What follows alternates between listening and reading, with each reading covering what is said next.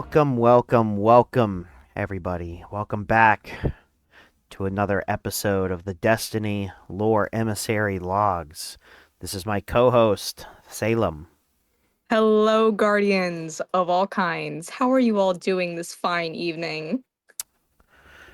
I hope they're doing good. I know I am doing absolutely good. I know that you are a little bit on the downtrodden, but hopefully some I've lore should be uh able to pick I've been you. through a bit right now, and especially when I'm busy in the ascendancy. It's a bit difficult, but we push through. I would understand how difficult that could be. But anyways, let's get to these this latest log, which is going over the Opulent Fall of Calus, which is also the title of the episode. So, I guess I will kick us off. So, when we last talked about Calus in the episode 2, The Empire of Calus, the Midnight Coup had occurred. The members of the Midnight Coup had successfully infiltrated Calus's temple and pretty much decided to banish him. Now, due to his populist nature, it was pretty much a terrible idea for the members to outright kill Calus, as it might cause civil unrest. If we're going into it on a deeper matter, Dominus Gaul was, or like his original plan was to kill Calus. He was going to kill him. He didn't give a single care in the world what the populace may think. But Keitel stayed the blade because, again, one, this is her father, and she just thought exile was more fitting. Though, we would come to regret that decision later on, but I can't blame her for her decision. Yes, and partially due to Keitel's decision, it was partially her decision to exile due to the idea that there would be a revolt due to his populist nature. But yes, obviously there was also that familial tie that she still had She didn't for her expect father. anything like this to come to it. She expected her father to shrivel away at the end of the universe. But of course, the Yes. witness had other plans. Yes, and we will get to that very shortly. So anyways, he was the Leviathan ship that his predecessor had been stuck aboard was now to be his ship, his exile. And at the end of the Midnight Coup, Calus and his loyalists were put aboard the Leviathan ship, and in accordance to the commands of either Gaul or Keitel, I can't remember whose, their trajectory and navigation systems were disabled, which would make it so that they could never return to Torbottle anytime soon. So, It Calus, was Keitel, actually. it was Keitel. I was under Because the impression it Gaul, was either Gaul or Keitel. no, Gaul was out of the system when this was happening. He was out of the Torobottle Ah, system.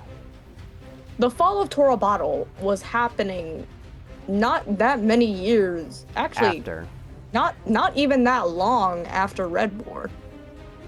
Yeah, it was well, and that'll be a Well, different I think it was topic. either not that long before Red War or after Red War, because the fall of Torobottle was not that many years ago. No, it wasn't. Now, and that'll be a different episode, specifically when we talk about Keitel's ascendancy.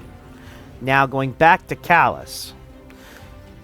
Calus lamented in his ship for many, many, many, many years. Which put him in this state of depression.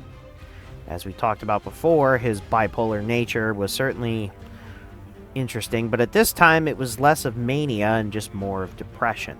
He was exiled by his own daughter and his own empire for what he deemed as not really an issue, his opulence.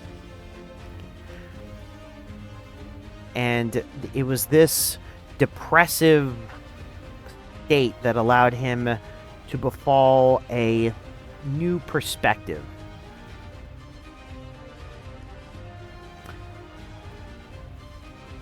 One day, a very long time after being exiled, the Leviathan pretty much flew into the edge of the galaxy. The edge of perhaps even the universe.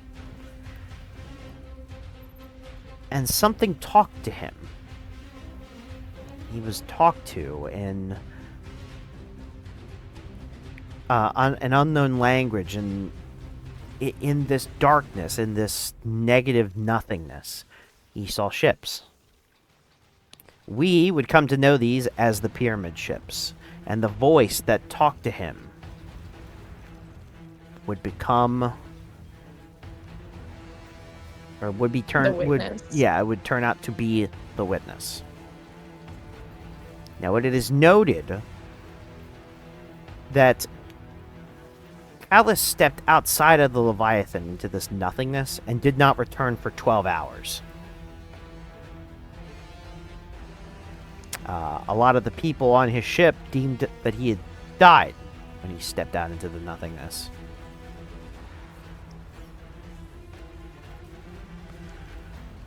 And yet, he returned.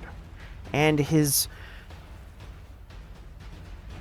perspective had changed. At one time, his perspective was about opulence, about making sure that the world was opulent and everybody was having a good time. But now his perspective was altered. Sure, he was still opulent and still wanted things to be good and opulent and happy and hedonistic, but there was a spin to it now. Something akin to a doomsday prediction, where he knew that the darkness was coming, and that eventually the darkness would eventually take over the universe. And it was he, the Emperor, as he deemed himself still, who would be there at the end. He would reserve the last being in the universe before darkness took everything. And it was this new perspective of his that really shaped the events to come for Calus. Now, after coming back, he created his own goal. His new goal to try to learn as much about the universe and gain as much power as he could. And it was at this time that he also wished to reclaim his empire. And in order to do this, he would need help. Assassins. To eliminate the members of the Midnight Coup that had so mistakenly left him alive and banished him.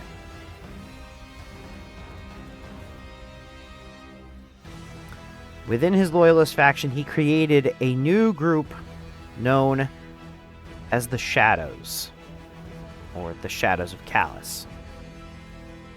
These were comprised of members of his loyalist legion, as it could be called, and made up entirely of completely different races from conquered and unconquered races that he came across. Would you like to share some of the members of the Shadows, dear Salem? I would love to. So, there are 3, or possibly even more, I can't exactly count, but there are 3 I know of specifically. There are the Sindhu, the Arkborn, and what was the last one? It started with a C. The Clips? The Clips. So, Oh, Don't- go ahead. Go don't- ahead. You go. You Go wanna ahead. go?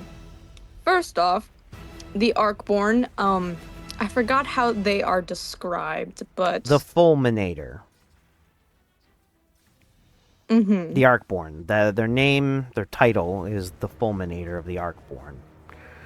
The Fulminator, think of the Fulminator, and I can just very quickly go over each of them. Because those three are some of the more noticeable, Janus, Ace Defiant of the Sindhu, and Roll, Gun of the Cog Eclipse, and obviously Fulminator of the Arcborn. There are other members, like Feltrock, the Skull Piercer of the Scions, Secris, Baron of Shanks of the Elixni, Valas Nor of the Cabal, or I guess specifically the Baron, Voyik, Shadow of the Wilds of the Scions,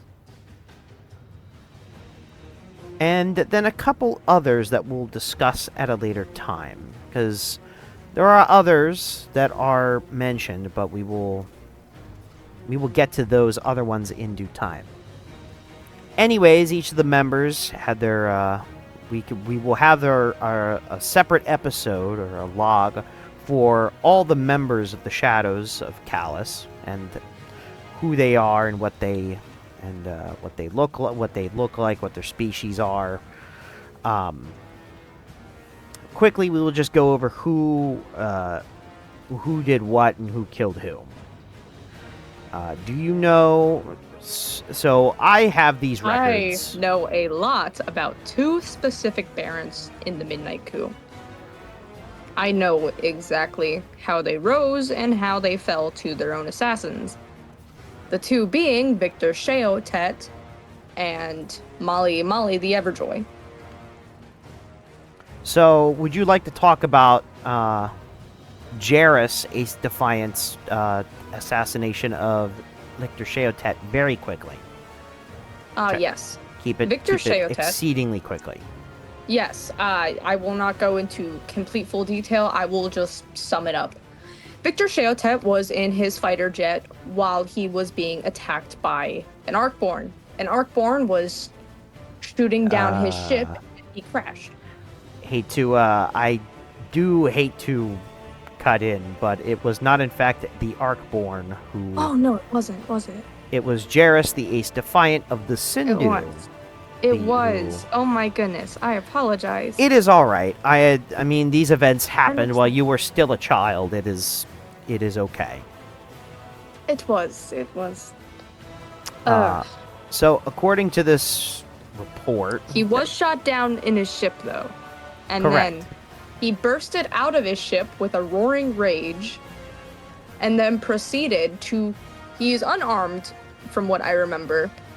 And he proceeds to charge at his assassin, but gets gunned down in the process.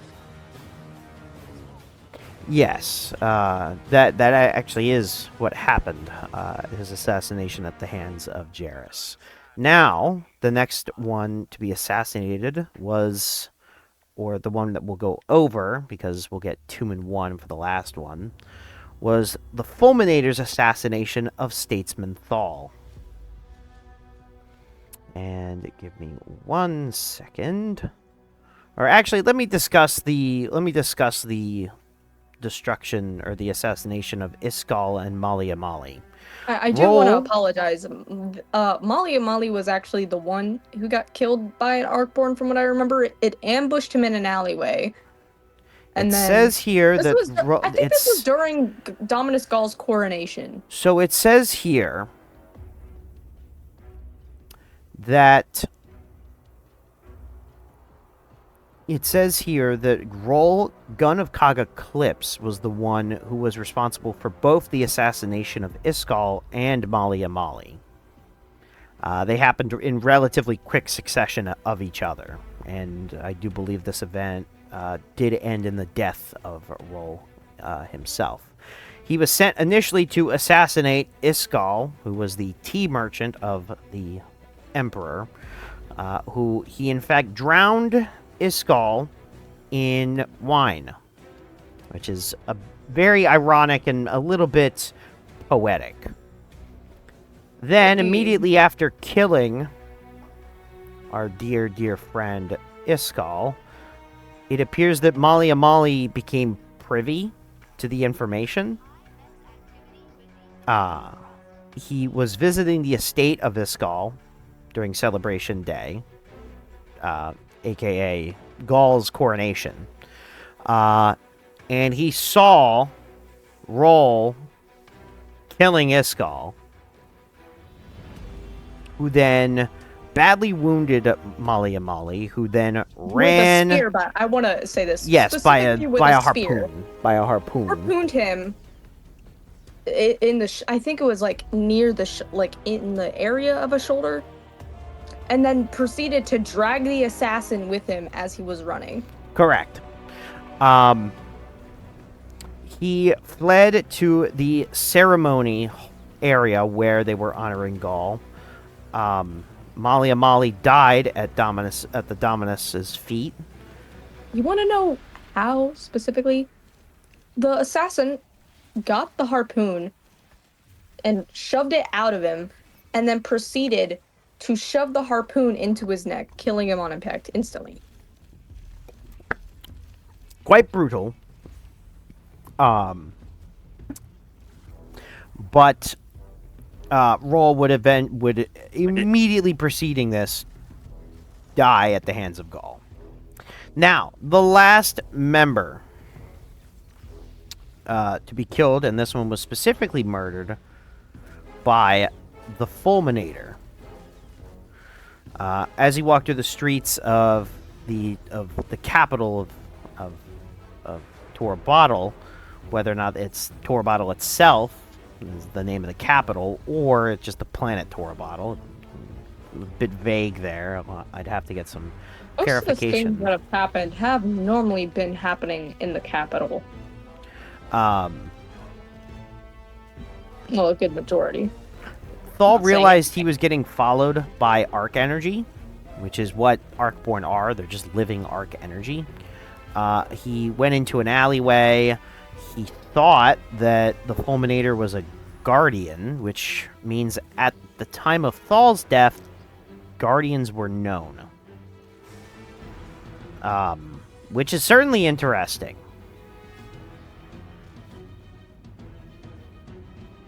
The Fulminator then interrogated Thal, who revealed the Red Legion's plans to invade the Sol System. So this likely happened between the events of the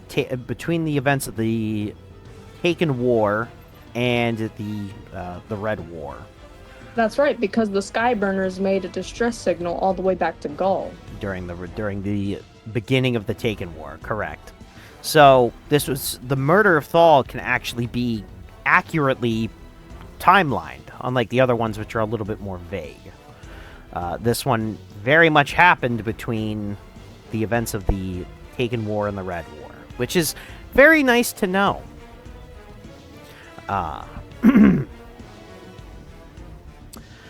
So, anyways, the Shadows did their job, and a lot of them would be sent to kill Gaul outright, and a lot of them would fail in that mission, but we will go over the events of that mission when we get to the Shadow's own log. I want to mention, one thing, though. Calus had a favorite Scion hunter, which used the bow Leviathan's Breath. It's... Voyek. Yes, Voyek. She was supposed to assassinate Dominus Gaul with it. Banshee found the bow, but I'm going to assume that woman was never found again. Yes. That mission was failed. Very, very much failed. Voyek was an interesting member of the Shadows. Voyek's title was Shadow of the Wilds, but her alternative title was the Hunt Master. So before her time as a Shadow, she served under Calus as a hunter. Not like a guardian hunter, but like a hunter of exotic animals. Could be an interesting connection between Calus's own war beasts in his garden and Voyek, but There's obviously nothing specific there, though I could see some type of connection between those two. Anyways, that being said, there was several other shadows who were unnamed who were sent to kill Empress Keitel with the Heart Shadow Sword, which we discussed in the last episode featuring Calus. And how the Heart Shadow is a family heirloom within Keitel's family. Yes. But a lot of the shadows that were sent with this... A lot of the assassins sent with the Heart Shadow to kill Keitel... or like every assassin that was sent to kill people. not all the shadows, but several unnamed shadows were sent to kill Keitel, and a lot of them turned up dead. During these events, if you're going to shoot at the Empress, make sure you land. Exactly. Don't miss. Yeah, do not miss. Granted, getting into a fight with Keitel is already quite the big mistake, especially for an assassin. I watched her fight 2 tormentors with the Guardians. I would highly recommend, if you're going to shoot, make sure it's fatal and doesn't miss. Now, if I were to fight Keitel personally, I would heavily recommend orbital strikes instead of hand-to-hand combat, but that is just me. Goes to show how much of a threat she actually is. Anyways, we are getting a little bit off topic. We need to head back to Calus's story, because after some of these events with the shadows and hunting down members and failing to assassinate, the next major event that happened in the Cabal history, is in particular to Calus, would be the Red War. When Calus heard of the Red War, he somehow piloted his ship towards the Sol system. During this voyage, or during his time voyaging, not only did he collect power, but his Leviathan would eat planets for the dual purpose of fueling the actual Leviathan ship and creating royal wine for himself. That's what he wanted to do to Nessus, by the way. Yes, and we will go over his plans for Nessus and that in just a quick second. During the Red War, he was on his way to the Sol system when he discovered that both of his major targets, even amongst the Midnight Coup, those being both the Consul and Gaul, were dead. One of which dying at the hands of the other, and the other dying at the hands of us. Well, I should say the young wolf in particular. They know who they are. Yeah, the last thing I checked, I'm not a Guardian. Well, for me, in my kind, were the ones who destroyed and ended the Red War before it could go into a very, very longer conflict like the Taken War. I can't be mad about it either. Anyways, after the death of Gaul and the Consul, Calus actually offered an invitation to the young wolf, saying, and I'm going to paraphrase, "Thank you for killing the Consul and Gaul and stopping them. I appreciate that. Why don't you come aboard the Leviathan, and we can make you grow fat from strength," which was this brand new phrase that he started saying only about at this time, and that saying he just keeps saying, and my mind thinks that he started saying that grow fat from strength line after he talked to the witness. He could have stated it when he was still emperor, but there are no records of him saying that particular phrase until after he showed up in the Sol system. Anyways, let me quickly discuss the events that took place aboard the Leviathan, which had stationed itself in the orbit of Nessus, where it proceeded to start eating the planet, or the planetoid. which at the time, and still is to this day, infested with Vex, which will take into account one of the events that happened aboard the ship. Anyways, I truly wonder, was there really a species before the Vex that really took over Nessus? no. According to the information, it was not even touched by the Traveler. It was just...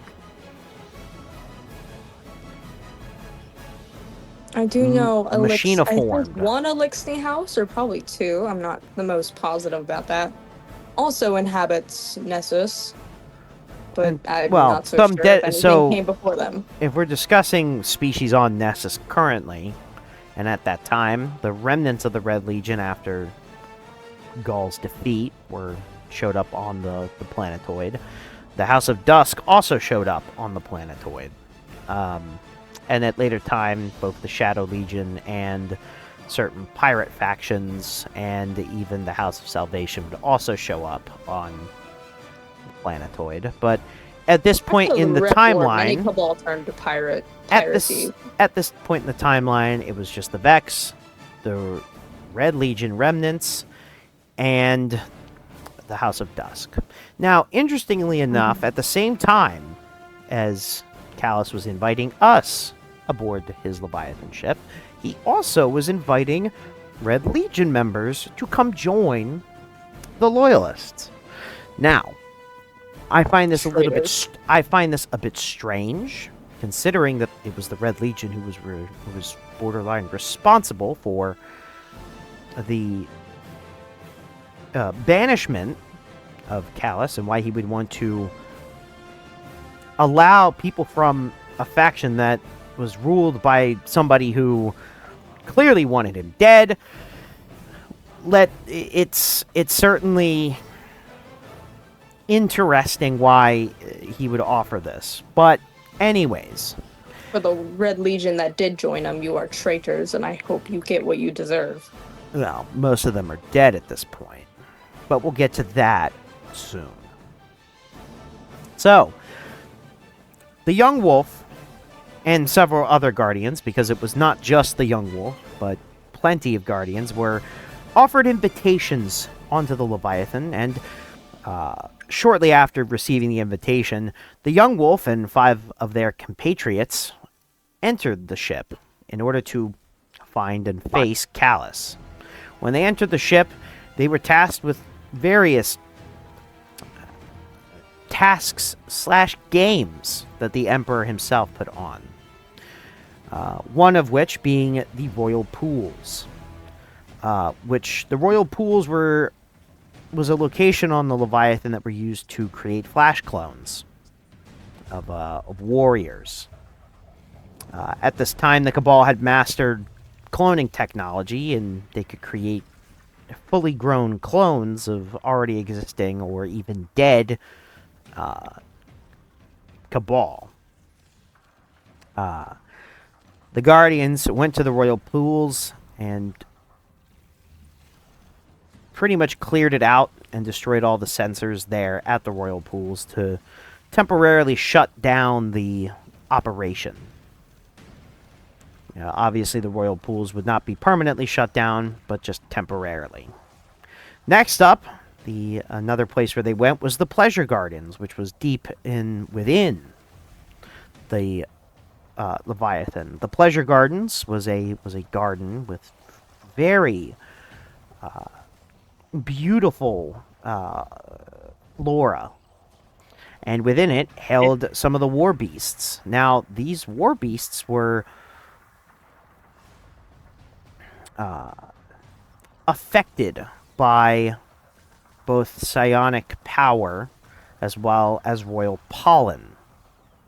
Yes, they would not look like the war beast you would so kindly see today. They were able to kill victims with a psionic howl.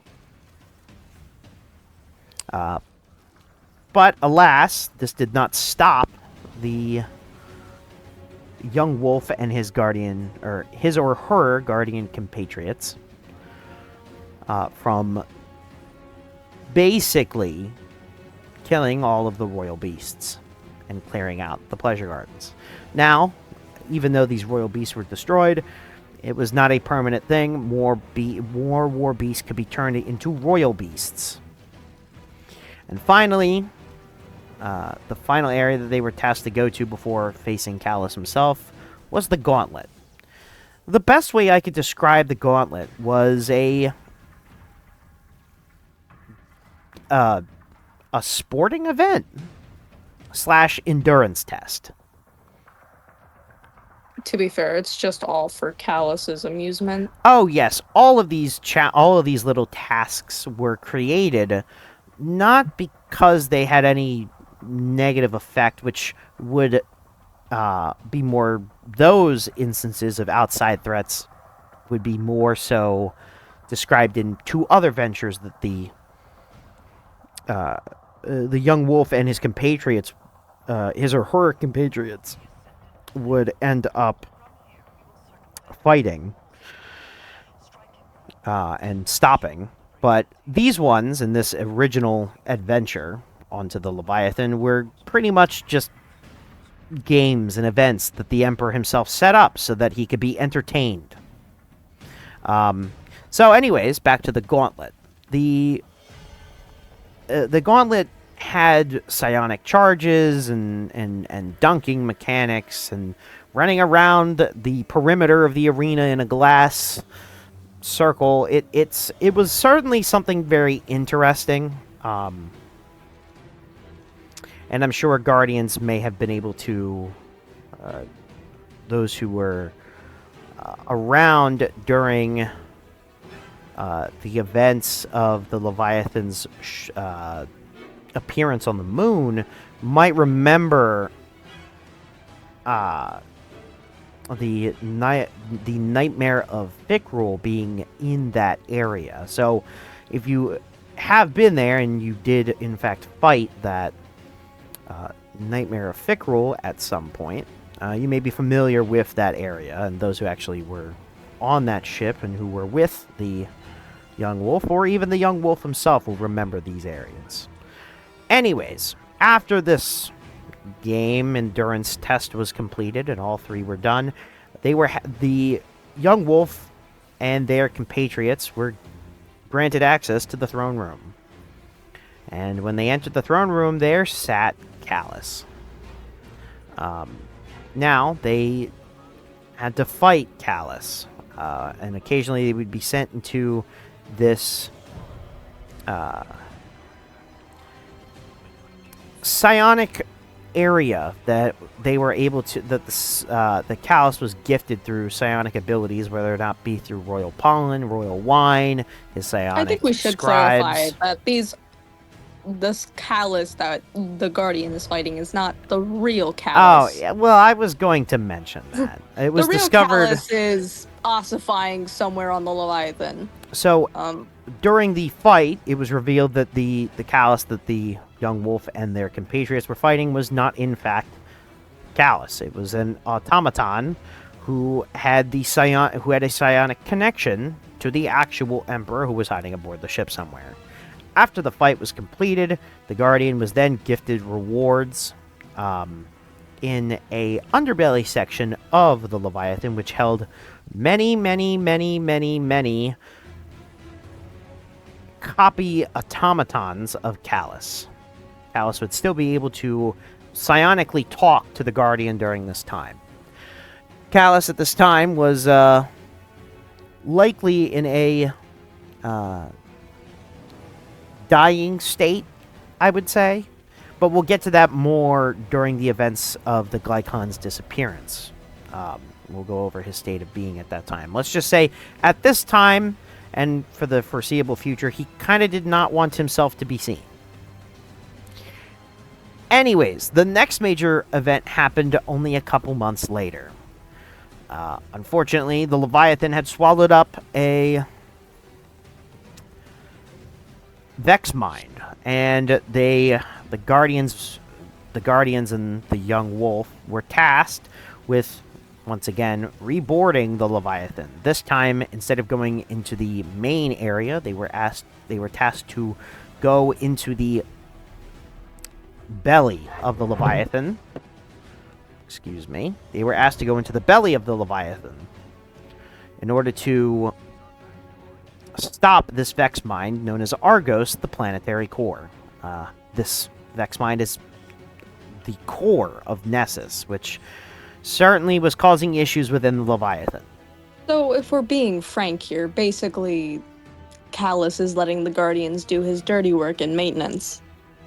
Pretty much. In this case, yes. It was more so about... Think of it like asking the Guardians to go into the mouth of a monster and clear a little blockage. I think they've already done that with an Ahamkara.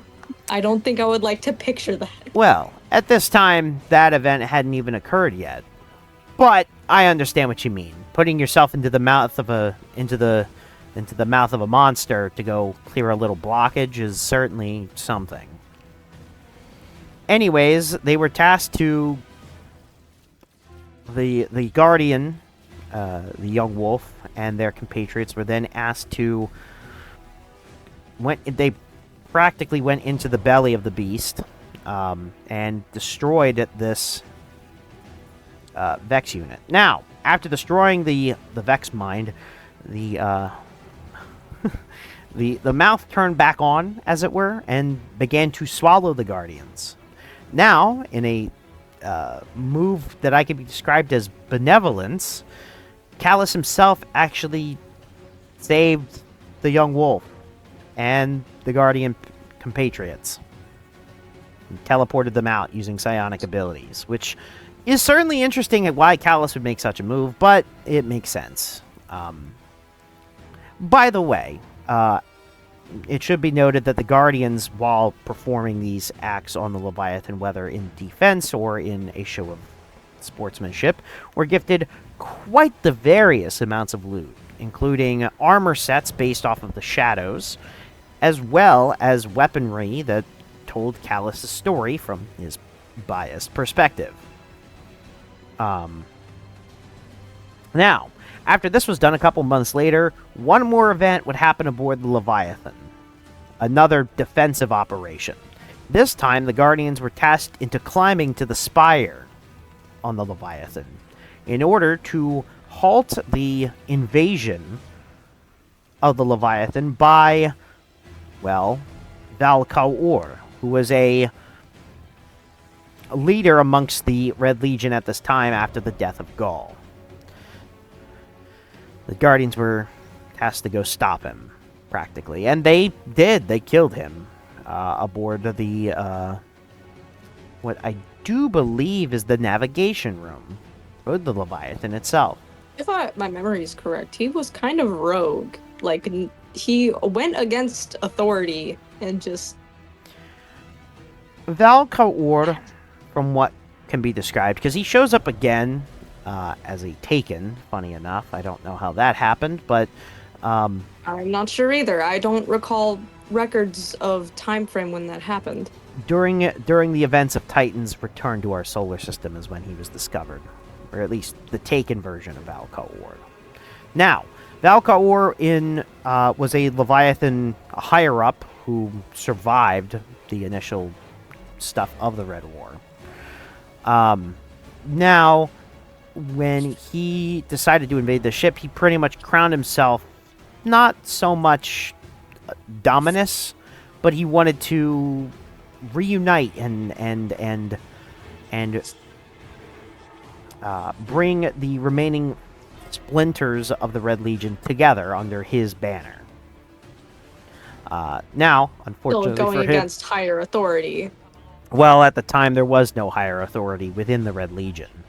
If you want to consider Calus' rule as higher authority, or even Keitel's, which wasn't even in Keitel's influence, wasn't even in the system at this point. You could say that. From my perspective, it just seems like he was a Red Legion leader who wished to reunite the Red Legion after the destruction, and absolutely failed miserably because he decided to not only attack the Leviathan, but also go up against the young wolf. You know, that guardian who literally slayed gods. seems a bit silly. You may call it silly, but for us, proving ourselves by fighting something stronger is just how we work. Fair enough. And obviously Valkor was defeated and killed during the failed invasion of the Leviathan by the Red Legion was obviously done after that point. After this point, and after the death of Cade 6 in the timeline, Calus remained quite quiet for a bit. And didn't pop up until nearly a year, maybe somewhere between 6 months to 1 year after the death of Cade 6. At this time, one of his barges showed up on Nessus with new shadows to boot, or the existence of new shadows being known. Calus had a shadow of his own, Werner 9940 of the frames in the tower. He was the vendor, as it were, for Calus and his reward system for the Leviathan and its the other Leviathan events. I know some Guardians call them the raid lairs, but I'm just going to call them events. Anyways, that was one of the newer shadows added. It was around this time that he also was able to form a connection with a Guardian and made him a known shadow known as Catabasis. I do believe I am saying that right. I mean, I'm maybe saying that incorrectly, but he was a Guardian and also a shadow. It was around this time that, and I'll explain that in a minute, he was recruiting Guardians to become his shadows.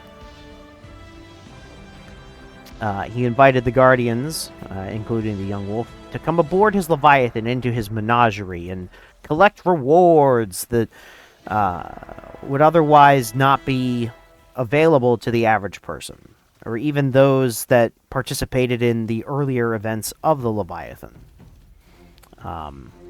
This was done through the use of a chalice that he gifted the Guardians. The goal of this little, how would I describe it? This little showmanship of gratitude and gifting was to deal with threats that were now on board the Leviathan, or threats that had been there already, while also trying to recruit some of the Guardians to once again become his shadows. The big threat that was aboard the Leviathan, besides the appearance of now the Vex, was a hive contingency. During Calus's travels, he discovered a crown, the Crown of Sorrow, and he crafted a. Wait 1 minute. Baron. Wasn't that a gift from Savathun, technically? So, let me explain this, and I'm very interested that you don't know too much about the crown. Then again, you may not have access to the information pertaining to it. I do not. That is classified from what Fair the enough. Empress has given me. As a member of the Hidden, I actually have privy to this information. So, according to the logs and according to the interview, according to the logs and according to the records from both Keitel, of the upper ranks of Keitel's ascendancy, and even some of the logs taken from the Leviathan itself, Calus went to Athenaeum World X. We'll just call it that. An Athenaeum World. Think of it like a planet-sized treasure chest or library filled with knowledge and weapons and artifacts. This Athenaeum World X had the Crown of Sorrow. He took the crown, and he knew that the crown was not necessarily a gift of Savathun, but it was of Savathun's creation, and Calus knew this. So he definitely knew he should not put on the crown himself. And instead, he petitioned to create Galron, Sorrow Bearer, a gladiator that was specifically cloned and bred and designed to hold the crown, to wear the crown.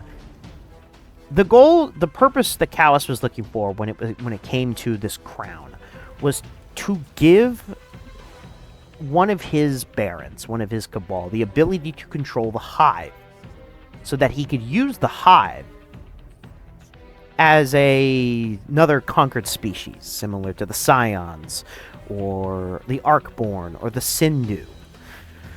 Problem was that finding a Sorrow Bearer to control the hive was not easy, because a lot of the hive did not follow Calus. So he had to find a unique way to do this, and this opportunity presented itself with the Crown of Sorrow and Galran. Galran was then put into a room.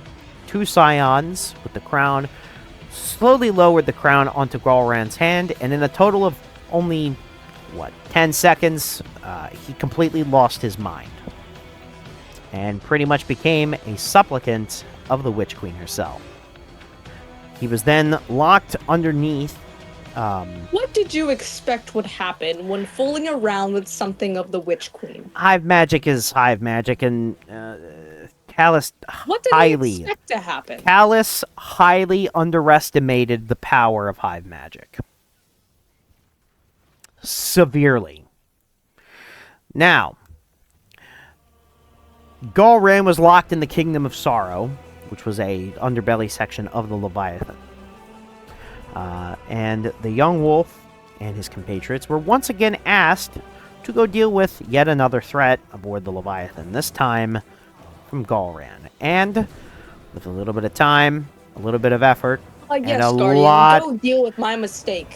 And a lot of murder and bullets, apparently, from what I can gather. Outbreak Perfected was, the exotic known as Outbreak Perfected was very heavily used for this encounter, but that's just a side note. You Guardians are very specific with what guns you use. Don't even get me started. Galran was defeated and killed. The crown of Sorrow, was then taken away by Calus and his Scions. Now, it would eventually fall into the hands of humanity, but not for some time. So, after the defeat of Galran and the sacking, and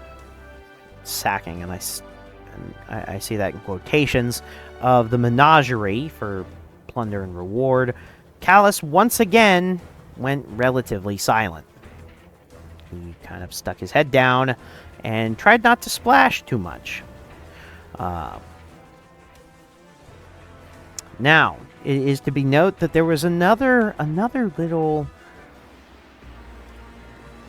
thing, a little artifact that Calus had acquired that we would actually go collect ourselves. In a little tribute hall that he set up, he had discovered a copy of the Bad Juju exotic, an exotic pulse rifle once owned by Tolan the Shattered. And in a little mission that he sanctioned, we entered the Ascendant Realm aboard the Leviathan to destroy a Taken threat. Now, this Taken threat hadn't made itself super apparent and didn't make itself a serious problem before we easily squashed it, but it should be noted that Calus at this time knew of both Toland, collected a copy of the Bad Juju, and even had information of the Ascendant Realm. It was just unsure that he even knew what that was at that time.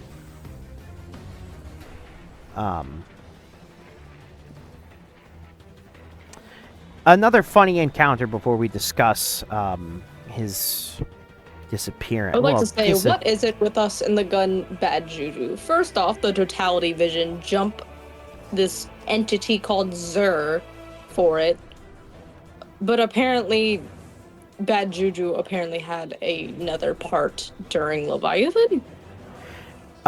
During the time of opulence, as I will call it, and we'll call it the season of opulence, but I will call it that time that Calus reappeared. It is not very well known on how Calus got a copy of the bad juju himself, but he did have it there, and the Guardians were able to reclaim it after dealing with a taken threat in the Ascendant Realm aboard the Leviathan. It's just exceedingly interesting. Now, his interactions with some of the Guardians around this time was very interesting. Ikora Rey and Zavala were a bit wary of Calus, but allowed the Vanguard to pretty much leave him alone, since they were gifting the Guardians with tools and weapons and stopping threats within the system. Honor Mahal of the Praxic Order was not so happy. Obviously, she was very wary of Guardians signing on to be Calus's shadows. And it was also known that Calus had an interaction with the Drifter. And apparently, the interaction only happened one time, and they both pretty much fought over the Guardians' affection. Both saying that the Guardians would listen to them, and that the other should not even try to step towards the other. Calus was... What's that one saying that Guardians say? Dick measuring competition? Because that's potentially what it feels like. To me, it sounded like they just were both under the impression that the Guardians were their friends, and that when push came to shove, that the Guardians would fight for their side instead of the other. But this is not. My goodness, it's like two war beasts fighting for scraps at a table. Fair enough, but I would say if I had to pick a side here, I'd have to go with Drifter myself. I would rather have the Empress slit my own throat and then throw me into a pit of soul fire than ever side with Calus. Well, a couple Guardians thought it would be wise to side with him. Anyways, for a year... I don't know what the relationship with the Drifter was at the time, but I guess I can understand where they're coming from. For the next year, Calus practically remained silent. He once again stuck his head down, tried not to take any major moves. Now, at this time, it could be surmised as to why he was keeping his head down. And that is because emissaries of Keitel were tracing his movements. They had reclaimed a weapon known as the Fourth Horseman and killed one of Calus's shadows, who was also trying to procure the weapon. Once the Black Fleet arrived into the system, Calus and the Leviathan disappeared. Gone, without a trace. Disappeared? They disappeared, which sent us a little bit concerned. How a giant ship like the Leviathan would just disappear, and why Calus when did would it show also up next to the moon again? Well, that took time. Anyways, we'll get to that. Next on the timeline for Calus, after the disappearance of the Leviathan and even planets like Mercury, Mars, Titan, Io, planets and moons, Calus wanted to communicate with the Witness, who at this point was known as just the Voice in the Darkness, but we're going to call it the Witness for the sake of knowledge. Now, using a small crew of loyalists and that Guardian I mentioned before, Catabasis, Catabasis. Catabases, I'm going to call them. Catabases. I like that. Calus used Catabases and the Loyalists to kidnap Scorn. The Scorn were then taken aboard a ship known as the Glycon Volatus. And turns out the reason for this was because he wanted to communicate with the witness via the Crown of Sorrow, which he also offloaded onto the Glycon Volatus. And to do this, he wanted to connect the using egregore, which is a darkness-related fungus that allows the connection of minds. He wanted to connect the Scorn into one mind and then connect said Scorn into the Crown of Sorrow so that he may just talk with the witness.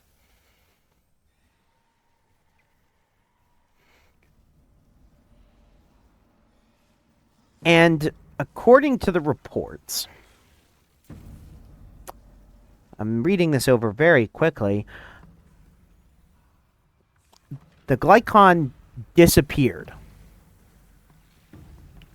into something known as the Anomaly, which according to this was like pure blackness. Calus also himself disappeared.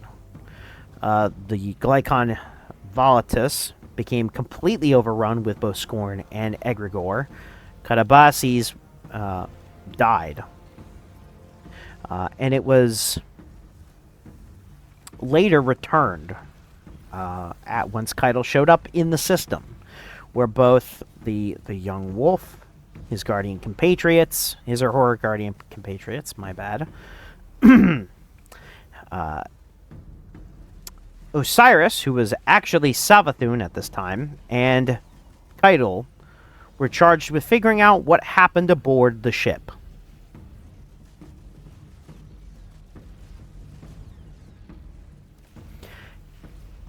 It was also discovered around the same time that Calus was funding the Psionic Conclave, the group that was trying to undermine the Keitel's ascendancy, practically, and wishing for freedom for the Scions, which is strange because they were already free.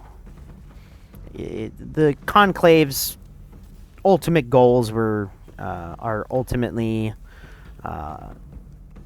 unknown, but it has something to do with Atzat and other members of Atzat. Scions.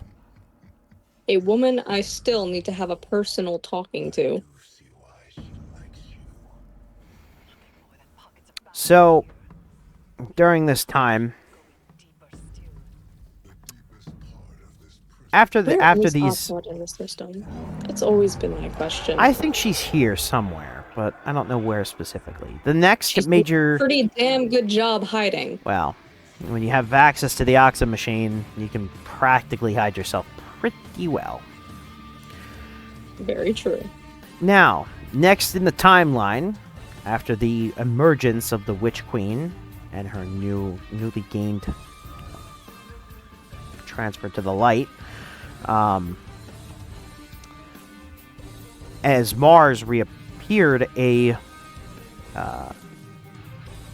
station of Cabal also appeared, and the Guardian, the young wolf, his compatriots, Amanda Holiday, Keitel, and Zavala were tasked with figuring out what was going on. Turns out it was a psionic mind. How do I explain it? Mind communication station. I know what you're talking about. I know what it does. Anyways, this station was destroyed and it was set upon by the Guardian and their compatriots and eventually destroyed. We were then rewarded with... To dumb it down exactly what it was kind of like a communication device. It was just overcomplicated of one. It was a communication station, but instead of doing radio waves as the form of communication, they were doing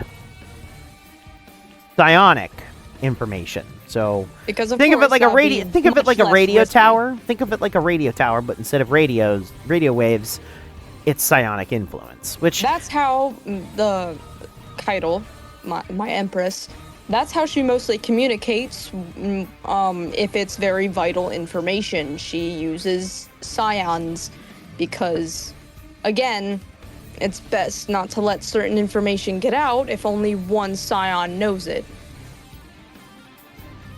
correct. And then they eliminate the scion after an answer is given. Correct. Because, again, can't let any information get out. Correct.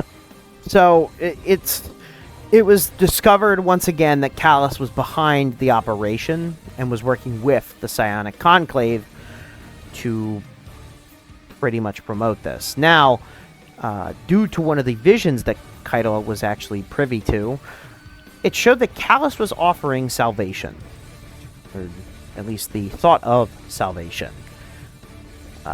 This was a eager warning as to what was to occur next, which was arguably one of the most important and pivotal times for Calus and, by extension, Keitel in our system. And that would be the reappearance of the Leviathan. After disappearing for 2 years, Calus returned with the Leviathan, now posed over Earth's moon, Luna. His goal, he had a new goal, a shiny new title, or I guess goal for a title, and a new, once again, a much more interesting new outlook. While he still was opulent and hedonistic, he was more so obsessed with darkness than he has ever been before this time. His goal, this new goal, was to connect the lunar pyramid, formerly piloted by disciple Nezarek, with his Leviathan. By doing this, he was actually able to control nightmares to an extent. He also teamed up with the Scorn, and the Leviathan, which had disappeared, was now infected with tons of egregore. There are plenty of topics we could discuss about Operation Midas, which is the designation for this event. I do find that name quite interesting. For those who don't know, Midas was a being from very old Earth lore, involved with gold. Specifically, he was cursed with a fate where everything he would touch would turn to gold. Which obviously sounds nice until you realize that if he touched those he loved or food, it would turn to gold and he would starve and dehydrate himself and kill those that he loved. So, anyways, it was at this time that that he was able to possess the ability to control nightmares and set nightmares upon those who came to stop him, including the nightmare of Uldren Sov for the Crow, the nightmare of Zavala's wife, Sophia, and for Keitel, the nightmare of Gaul. Dominus Gaul. Which was certainly interesting why he would do Gaul, but it eventually does make sense. Now, it's someone she looked up to the most, of course. Well, if I had predicted, due to my interesting findings into nightmares, I was surprised it wasn't Imuna Wrath. It felt like they had a much stronger connection, and considering Imune's death was at the hands of Keitel herself, I would have suspected Imune to be the nightmare. I would have expected it too, but again, it's all up to Keitel. Well, Not exactly, but Well, that's who she interprets and yes, who the she nature of holds nightmares. the most dear. At this time, it was discovered that the connecting the Leviathan to the lunar pyramid has its own consequences. Uh, Specifically in the form of a personal nightmare. Nightmares for Calus.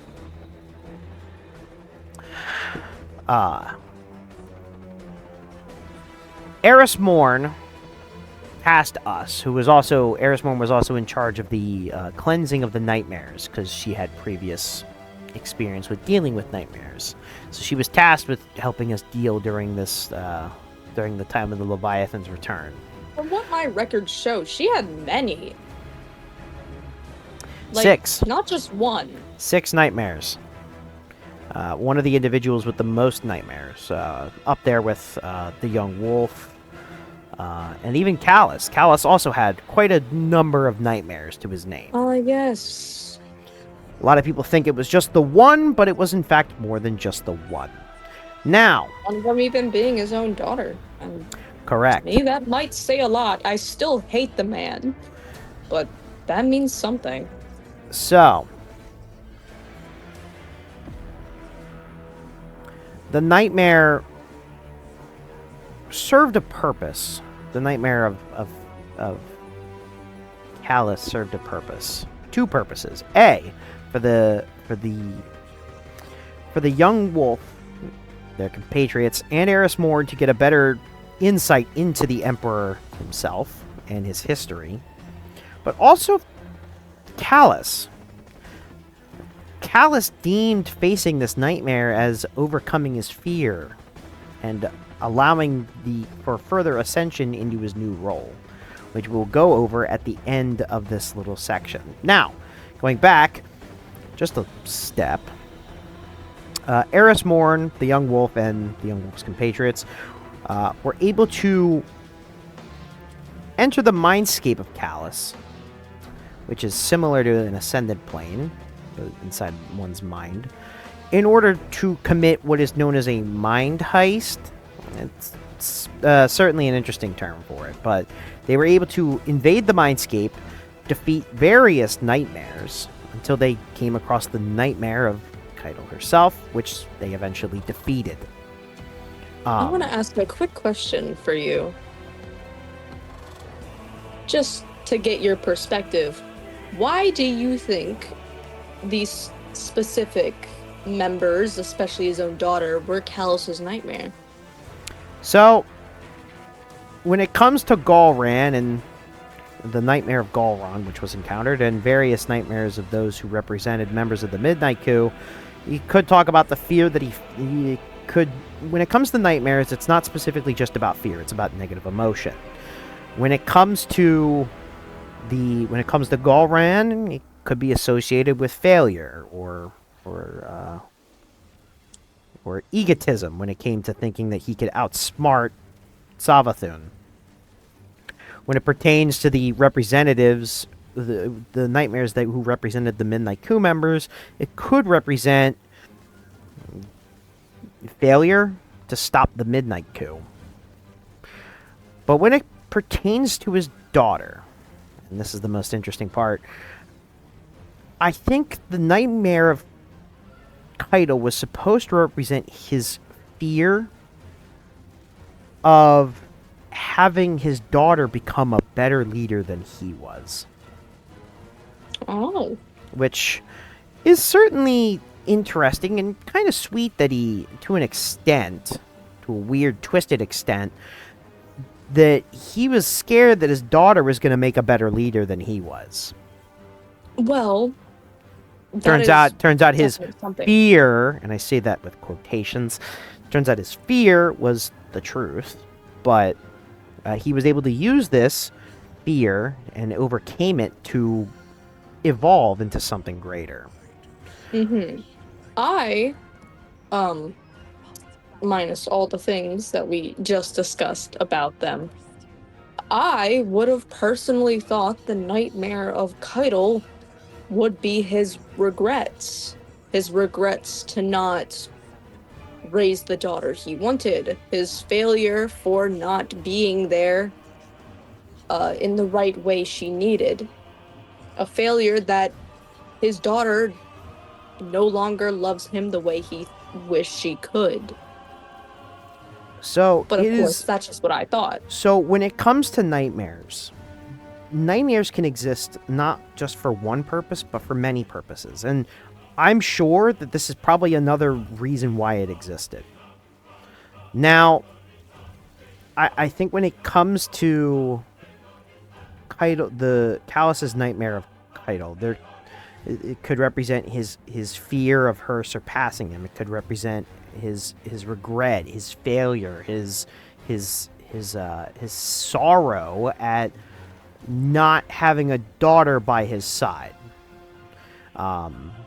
which is sweet to an extent, but also the fact that he viewed this as a nightmare to overcome was not so sweet. And he eventually would overcome this nightmare. It was also at this point, fun fact, it was also at this point at the destruction of the nightmare of Keitel that the young wolf and heiress and the compatriots discovered the true endgame of the witness, the final shape. So he was able, after some time, he was actually able to, Calus was able to enter, I don't know specifically how, but he was actually able to enter the lunar pyramid. Now he wanted to merge himself with his mind with the pyramid itself, not just the Leviathan. He wanted to meld his mind with the pyramid. Unfortunately, this did not take place because the young wolf, their compatriots, as well as Crow, Zavala, Keitel, and Eris, stopped him from doing so.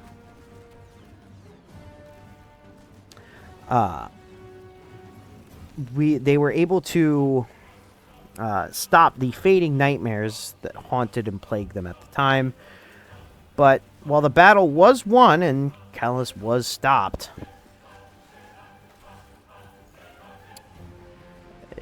Calus had succeeded, in a sense. It was at this point in time that we can officially declare Calus a disciple of the Witness.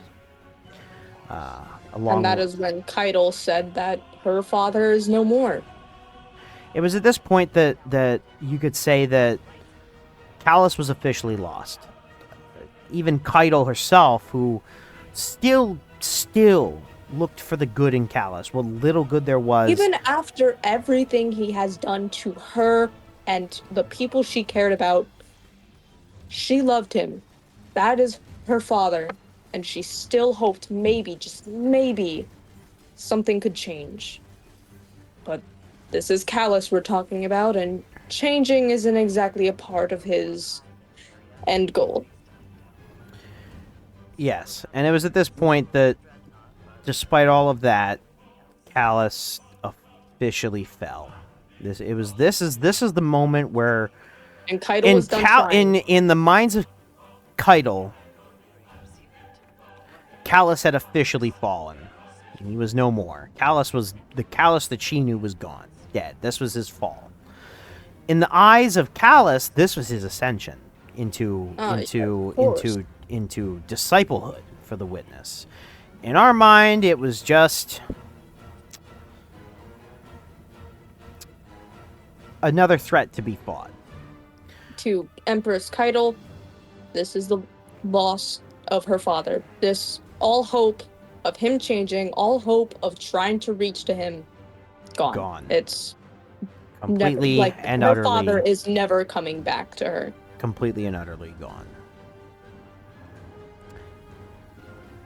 After this, Calus would disappear for several months until the events of Rasputin's revival.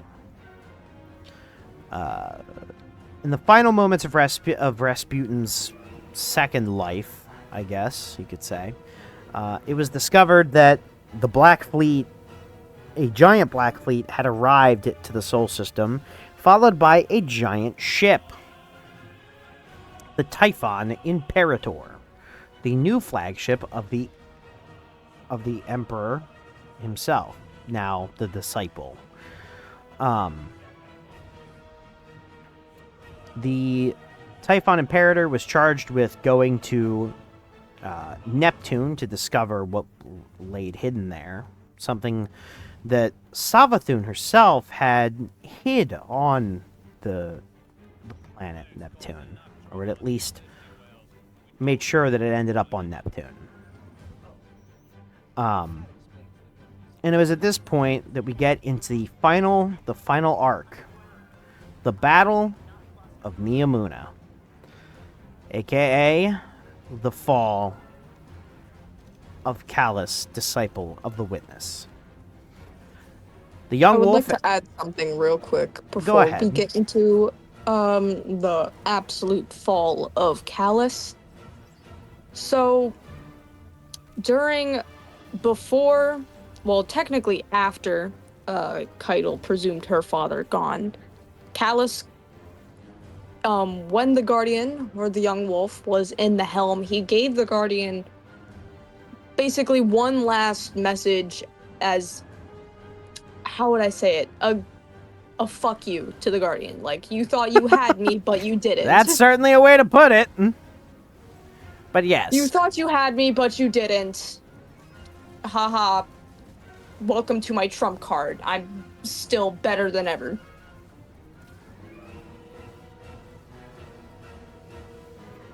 Yes, it was certainly a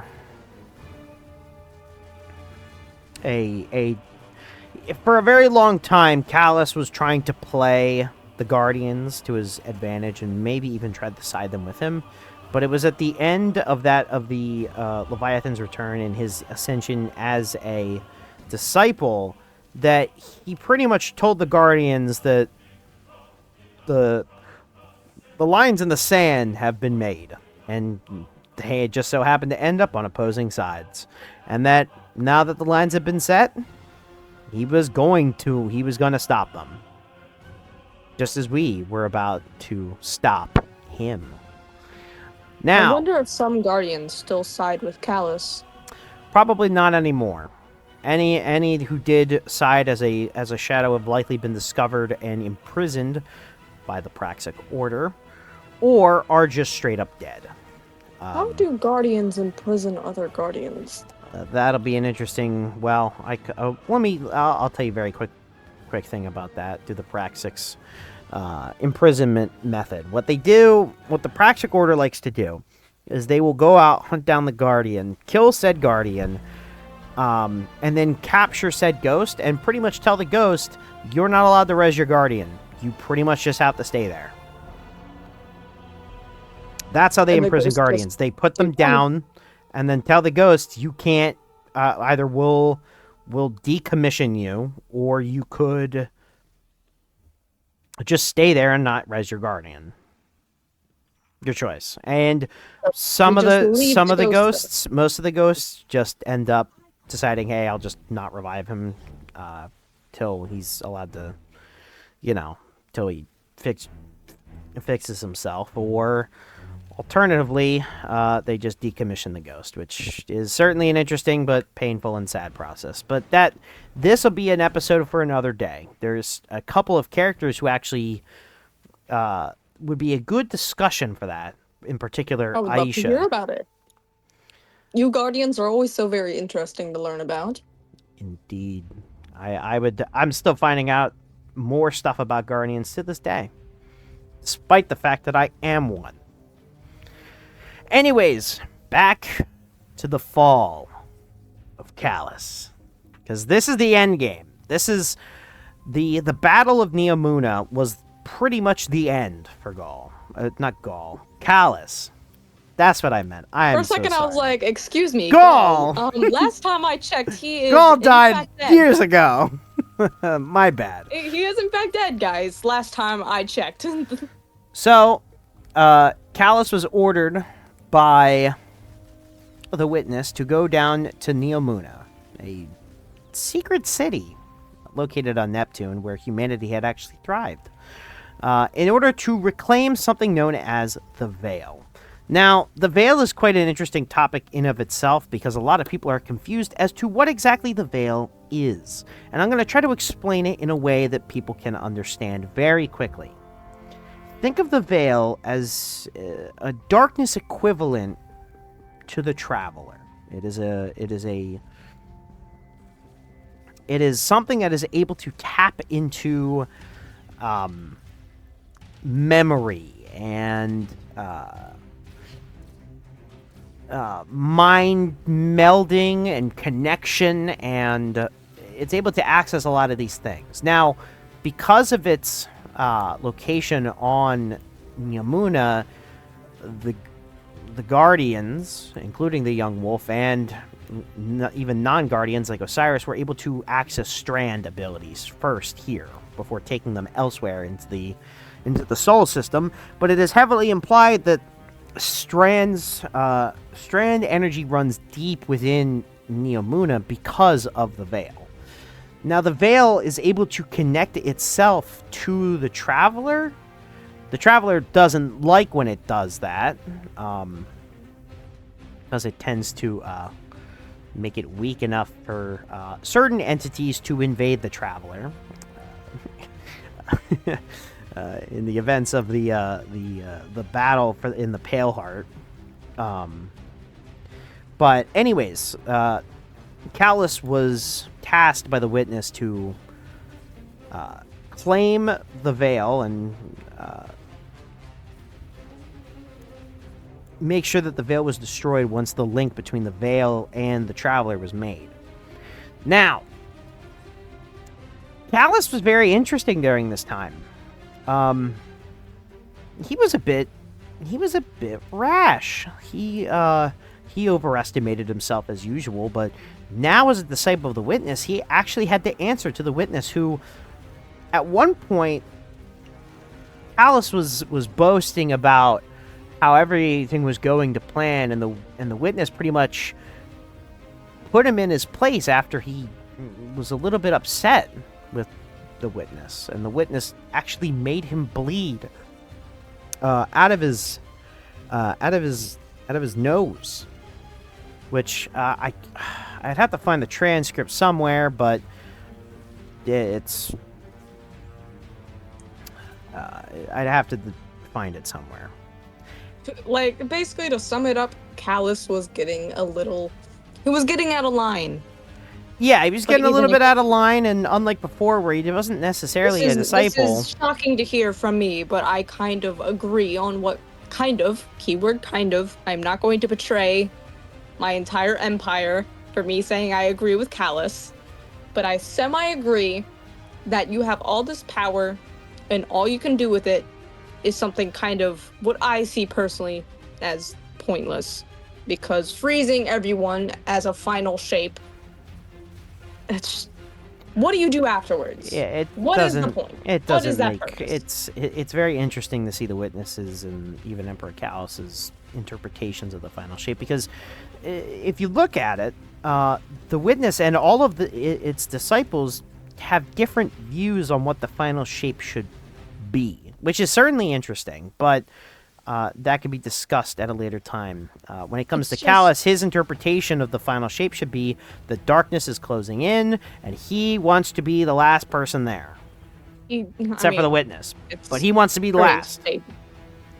I mean, to be fair, Calus did once say to Keitel that she could have stayed by her side as they watched the universe together, but I don't think that is a fate my Empress would want for herself or her people. I don't think it's want to. Well, he offered the same thing to the Guardians in something known as the. Well, he described it in a. Well, we'll get to this little fan fiction at the end, since it's quite the interesting thing. The fan fiction! I can't wait to read whatever messed up thing is going on in that man's head. I don't even want to know what other things he's written. I'm going to be Anyways, completely honest with you, Ajario. I do not want to know what else he has written in that Leviathan. what in the Chronicon? It's we'll get to the. I'm not just saying that. I mean, We'll like, get to, what if somewhere there we'll are get to the still Chronicon. pages?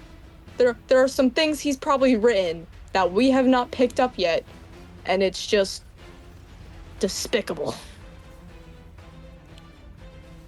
Yeah, probably. I know what some male cabal think of when they're alone. Don't get me wrong. I was raised with more than one brother. Fair enough, and I can only imagine Calus's depravity. Anyways, so during the events of the Battle of Neomuna, Osiris, the young wolf, their compatriots met up with the protectors of Neomuna, known as the Cloud Striders, to pretty much stop Calus's advancement. At this time, Calus was in charge of what was known as the Shadow Legion, which, from some reports, is made up of clones of defunct clones of Calus? Certainly interesting, but okay. I guess the best way to describe it is they're less intelligent and more dumber versions of Calus. Yeah, I would assume so. Obviously, you can't just clone yourself and expect there to be equality in that. Exactly. Now, some of the Scions, likely from the Psionic Conclave, also joined the Shadow Legion, and there were two other forces that teamed up with the Shadow Legion to make up Calus's invasion force. One of which being the Taken, which were in control by the Witness at the time. Oryx is not the only being to be able to control the Taken, for the record. The other beings like the Witness can also control them. And then the final force, which at this time we had never seen a member of this type, but an enemy known as the Tormentors showed up. These were beings of a faction known as the Dread that would make themselves way more known during the Battle of the Paleheart and the stopping of the final shape. Now, these Tormentors are apparently clones of Nezarec, which is certainly interesting. And Nezarec had his own little grubby hands in the events of the invasion of Neomuna, but that's a different story for a different time. Let's just say he was in the background, and his tormentors, who were copies of him, were a part of the main invasion force. Now, we were tasked after, so he got himself. The radial mast was nearly used, but was destroyed with the help of the Cloud Strider, Rohan, who sacrificed his life. After this, Calus tried to use the Taken to infiltrate the Cloud Ark, which is the digital world that the Neomuni people can enter into, which is certainly interesting, and I would need to read up on some of the science behind that. I still find it absolutely fascinating. I'll have to get into a interview with what's that reporter's name? I forget. Giso Colorado. Yeah, Giso Colorado. Yeah, I've talked to him yes. only I think once. I have to get into an interview with him. I'm sure he's just gonna. We'll do a tit for tat. Anyways, after this failed got plan a little to too pushy with the Empress. after yeah. After this failed invasion of the Taken to infiltrate the Cloud Ark, he practically set upon the remainder of his Shadow Legion onto the Veil. Now, Empress Keitel and the young wolf and his compatriots were able to fight off a lot of the Shadow Legion's forces, but it came to a point where Calus himself knew that he was going to get in. So Keitel, who wanted to face Calus on her own. Not just he was going to get in, he just straight up bashed the entire facility. Oh, yeah. So Keitel sent us ahead to get to the Veil before he could.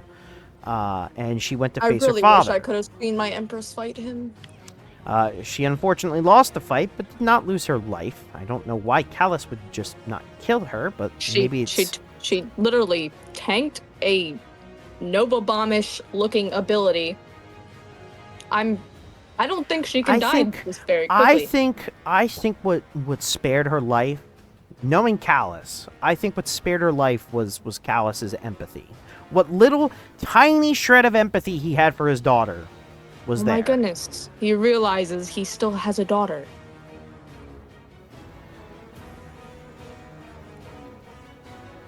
Now that makes me truly wonder. He does love his daughter, but just not in the way Keitel wishes. Exactly. And it's this final act was probably, at least in my opinion, the last good act of Calus. The last graceful act. Because after this, he eventually got into the main room with the Veil, where he and the Guardian, aka the young wolf, and his compatriots decided to fight. He was able to summon a weapon he called the Resonant Sun, which was kind of like a slug thrower of sorts, but obviously powered with resonant energy. After the fighting continued on for some time, he was then able to split the Resonant Sun into a pair of Resonant Severi, which are the swords that the gladiators use, and then continued to fight. But eventually, despite the fact that he used the, he was able to make sure that they were stuck into a close quarters combat with him using 2 Severi, he lost. The Guardian was able to defeat and kill Calus. I want to say one thing. When Calus was defeated, he said a name. Kamali. I don't have any records of what or who that could even be. There is unfortunately no information, and apparently every time me or one of my representatives tries to reach out to Keitel for this information, she refuses to give me an answer. My guess is that Keitel does know who Kamali is, but does not want to share said information. It is my guess that... My biggest theory is maybe it's her mother. Her mother. Yeah, that was my suspicion too, as to why Keitel was so silent when it came to that, when me and my representatives interviewed her for information. The farthest stretch I could possibly believe of what he could have meant, if it's not Keitel's mother, maybe it was the former Empress's name. Maybe it was Calus's mother. I don't know. There was one theory that Kamali was like another name for Keitel, but I don't really prefer that. I have absolutely no records of that being an actual statement. There was a theory. It was not confirmed because obviously there is no confirmation on what Kamali She only goes by 2 things, especially in our history: the Princess Imperial and our Empress Keitel. Anyways, when he died, he had a similar... The Guardians or the Drifter Giver, but I don't consider those real official titles. When Emperor Calus died, he had a very similar effect where darkness physically exploded from his body, similar to what happened when Rolk and eventually later Nezarec would do when they died. A lot of people describe it as like a darkness tree or roots. It's certainly interesting. I would have to go... There's some science when it came to some of the remains of Rolk, involving a certain event involving a operative who had to blow up his Sparrow in a nuclear explosion to make sure that stuff didn't get out. It's confusing. That'll have to be a topic for one of those like mini topics that we cover at some point. That is a very strange statement. Oh, it's certainly very interesting. Anyways, he died, and Keitel eventually went down, saw her father dead, and she said that Calus couldn't run away anymore, and that it was time for him to finally rest. And it's at this point that that's where Calus's story truly ends. Sure, we could discuss how the Shadow Legion would then go on to help the Witness in the I'm not battle for the sure it Pale will Heart. truly end a Calus, though, Dario. I think that Calus is I gone. I Sure, believe there are certain loose ends. I mean, the Shadow you could Legion. say the Shadow Legion clones, yes, but I think, again, I could be completely wrong. I don't really go in eavesdropping on what Guardians say, but didn't the Witness make a duplicate of his consciousness somewhere? I don't know. I think, and even if that were the case, that Calus would be different than this Calus. This Calus was the Calus who was born on Tor Bottle and who died on Neptune. This Calus that Calus would still be different. And sure, we could talk about, how the Shadow Legion is made up of dumb little Cali, I'll call them. dumb little Cali. Oh, yes. We could discuss how they were part of the battle for the Pale Heart. I could discuss how Go, my after little the Callie. witnesses Go fight.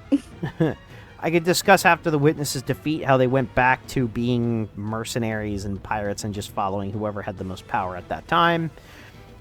But at the end of the day, Calus The father that bared Keitel was dead. is gone.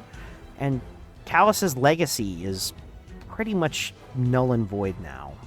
He wanted his...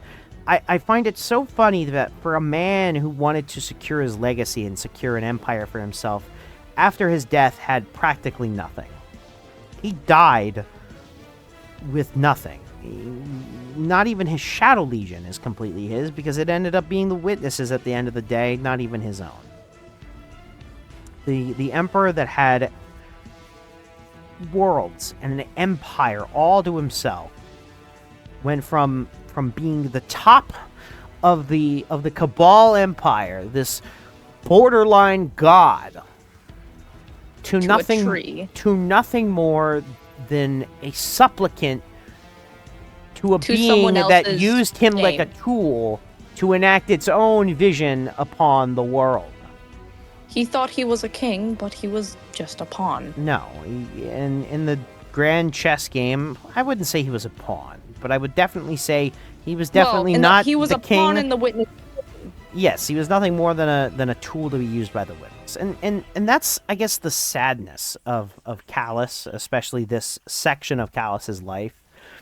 When we look at Calus during his Empire days, you can see a being that's got problems. I hate to say it, but I kind of empathize with him.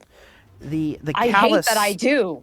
And you can feel bad for the old Calus, the Calus before he talked to the Witness, because I certainly do feel bad to an extent. I mean, clearly the being, the Calus was this had gone through a lot of personal torment and trials and tribulations that eventually came to bite him in the ass. But it wasn't necessarily his fault, or at least not all of it was. He was raised as an emperor. He was treated as nothing more as a pawn of the Praetoriate, and it would eventually become a pawn of another overwhelming force until he himself took back his power. And unlike, in stark contrast to him being a pawn for the Praetoriate and then killing said Praetoriate, he became a pawn for the Witness, and he died a pawn of the Witness.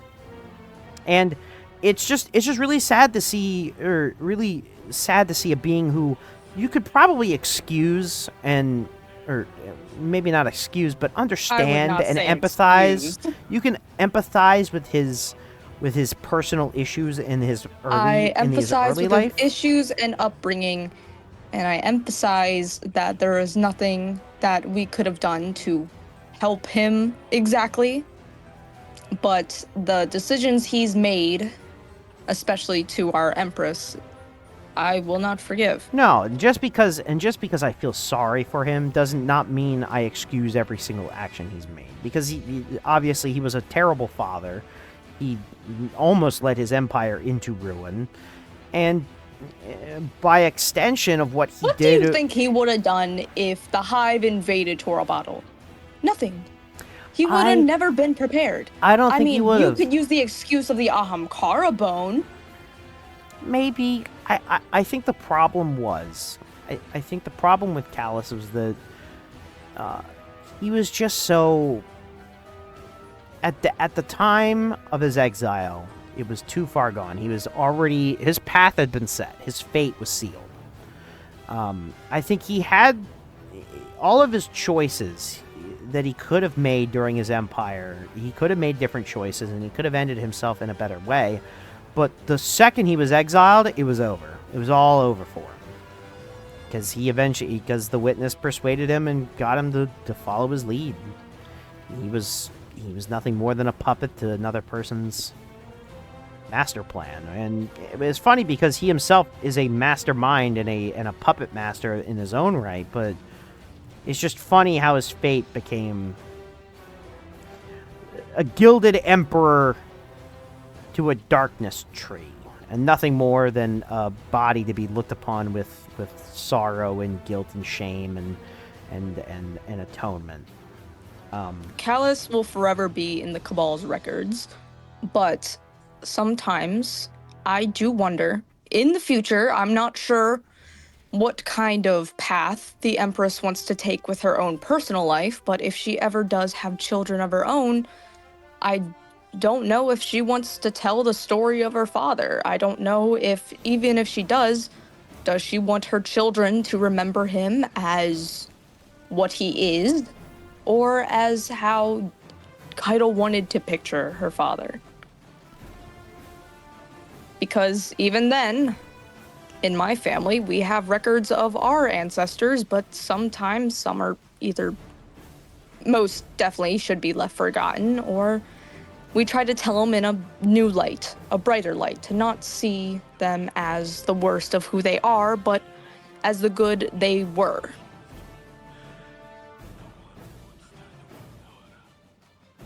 Yeah, and I can only feel a bit of sorrow for Keitel. Her fate, her history is now will always be muddled with calluses and the negative connotation that comes with that, and it's not deserved because Keitel is far greater than her father, far better. The fear that he had when it came to the nightmare was justified. She did become a better leader than he ever was. But yes, all her family is gone. Everything biologically, she has no one of her bloodline. Well, could have some half-siblings. You could, yes, the half-siblings, of course. But we don't know if they're alive or not. And if they are dead, or if they are deceased, then again, she is alone. But honestly, I think, I don't think that's necessarily we find ourselves in found family. Exactly. The family we make is better than the family that we come from. Anyways, are there any other mentioning points you want to make? Because I have a couple little tidbits which I found exceedingly interesting about Calus. One of which being... You can go first. Go on ahead. 2 points of note, which I find exceedingly... Or 3 points of note. A, he uses O Champion Mine a couple times, which is a verbal command. It's a hidden verbal command that the Ahamkara like to use, which I find exceedingly interesting. Now, the Ahamkara aren't the only ones to use that phrasing. Savathun has used that phrasing. Calus has used that phrasing. And if I'm remembering correctly, the witness may have actually also used that wording, but I could be wrong. That last part's not confirmed. Don't scratch that for the logs. Second note. Don't quote my don't dear quote co-host me. here. Emperor Calus was heavily involved with Brakazan. The original, not the guy who picked up his mantle. Yeah. I would like to clarify, Cabal do like to pick up names of high warriors, but that doesn't make them the original. Which could lead to an Emperor Calus rising in the future. Not Most the likely. Emperor Calus, but a Emperor Calus, which I find is someone hilarious. Who wants to take his name and hold up his mantle. Exactly. But yeah, according to the records, Brakazan stated that the former emperor was his best client, which I just find exceedingly funny. And then the final point of note was that despite being a disciple, Calus is the only disciple who was not gifted a glaive. All the other ones have glaives. Haha. Loser. I'm sorry. Do you have any final notes to say? Yes. So we're going back from what I'm going to talk about real quick. We're going back to Emperor Calus when he was still on Torobottle as the Emperor. I just want to make it clear. During Torobottle, while it was still thriving, I want to say quotations and thriving because obviously there were a lot of political disputes going on at the time. But Calus being the Emperor, he took a liking to the Leviathans, the actual land whale Leviathans, the one that would traverse through the planet and just swallow up whatever was in their way. Calus kind of admire it, not really just kind of, he did admire these creatures.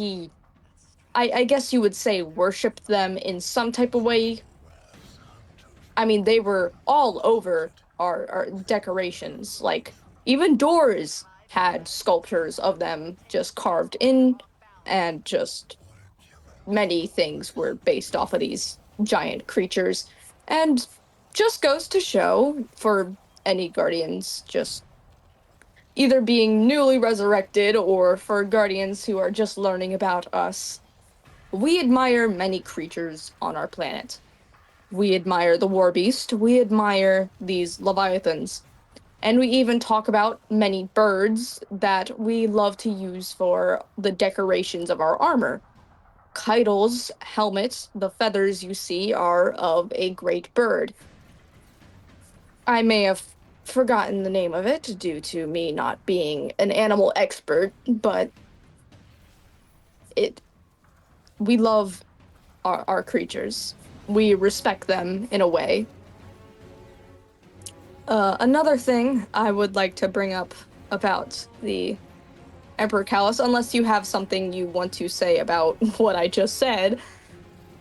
I don't know. You could say your last thing a little bit quickly. We're running a little bit. We are. Little bit over time, but Calus really loved the hot springs on his Leviathan. I mean, like, the entire loyalist would just bathe in them constantly. We love taking our bathing seriously due to how we moisturize our skin. But that's just what I wanted to add. Not as interesting as my co-host would say, but you know. No, it's certainly interesting. I mean, the royal pools serve two purposes: not only as a cloning facility, but yeah, as a place for people to like, for Calus and his loyalists to leisurely just bathe, which is once again exceedingly important to Cabal anatomy because moisturizing we don't exactly moisturize the same way that we do. Yes. We need to our suits are literally meant to continuously moisturize our skin and to also keep us alive because we can't exactly stand your planet's oxygen. Yeah, it's a bit tough. Anyways, That will be it for this log of this episode.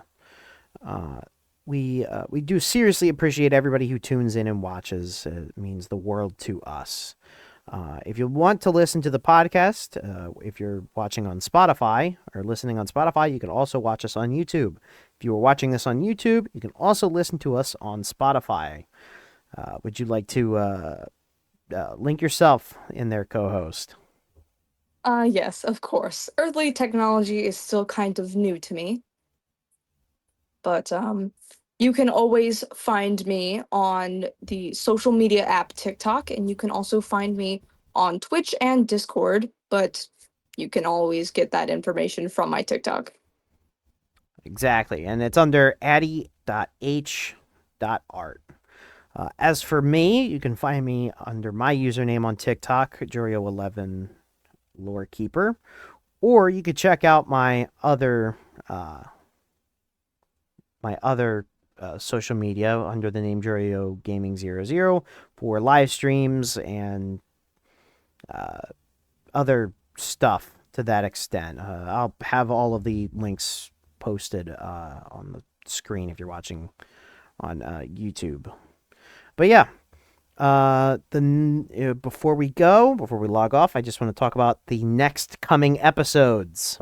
The next 3 episodes on the agenda are going to be discussing Elixni houses and how they work, Kaido's ascendancy, starting with her childhood up into Operation Ahamkara.